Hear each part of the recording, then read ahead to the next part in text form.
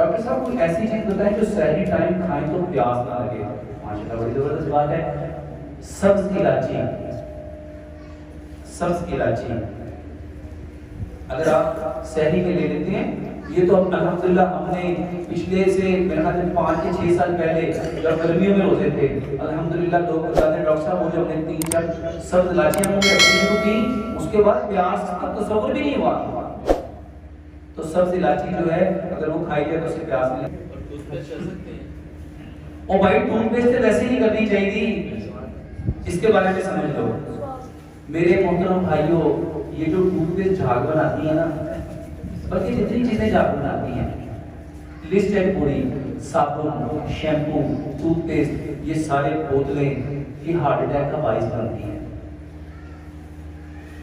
ये आंखों की नजर की कमजोरी का बाइस बनती है, ये याददाश्त की कमी का बाइस बनती है। इनको छोड़ो। केले के साथ अच्छा मिसवाक सुन्नत है, मिसवाक करो, दांत किससे साफ करो, और उसके साथ केले के साथ पेस्ट करो।